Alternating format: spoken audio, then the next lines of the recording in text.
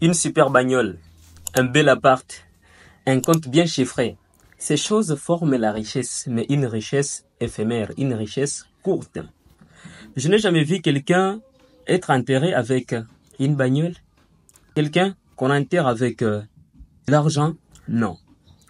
Et habituellement, on n'enterre pas des gens dans leur maison. Non, c'est pas ça. Il y a ces cas-là, mais ce n'est pas vraiment fréquent. C'est que la richesse matérielle est une richesse, mais de courte durée. Mais c'est quoi alors la richesse qui dure? La richesse éternelle, voilà. Une richesse qui dure et qui va vous accompagner partout. Ce sont les actes, les bons actes. Les bons actes sont une richesse éternelle. Une richesse qui va vous accompagner partout. Si vous mourrez, vous partez avec vos actes dans votre tombe. Et vous serez jugé à partir de vos actes et des jours du jugement. C'est que la richesse la plus durable, ce sont les actes, les bons actes. Parce qu'il y a aussi des mauvais actes.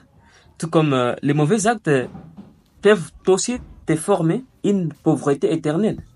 Et tu vas mourir, tu iras avec tes mauvais actes dans ta tombe, et le jour du jugement, tu seras ressuscité, et tu seras jugé à travers tes mauvais actes, et tu vas aller en enfer.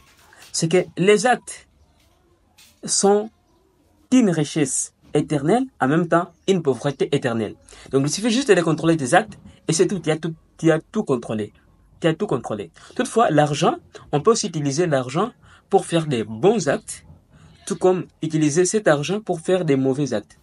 Du coup, vous voyez que cette richesse ici matérielle est une richesse qui peut créer une richesse éternelle ou créer une pauvreté éternelle.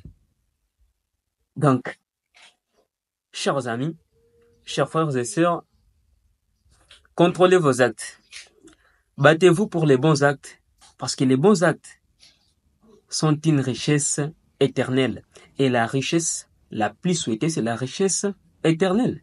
Tous nous voulons voir les paradis. Toutes les descriptions qu'on nous fait dans les Corans, dans des livres divins, nous voulons y aller un jour, voir. Que Dieu nous dit que cette terre ici est insignifiante avec toutes les évolutions que nous avons. Les paradis a plus des innovations, plus de technologies et qu'on sort. Mais nous voulons aller voir si l'Éternel, celui qui nous a créé, le Créateur, nous dit que tout ce que nous avons ici, c'est insignifiant par rapport à tout ce qu'il a déjà lui créé et qu'il a préparé pour les gens qui entreront au paradis, qu'il a préparé pour les gens qui vont conserver la richesse la plus durable, le bon acte. C'est que les gars, cette vidéo, si elle vous a plu, n'oubliez pas de vous abonner et laisser un gros pouce bleu. Merci beaucoup.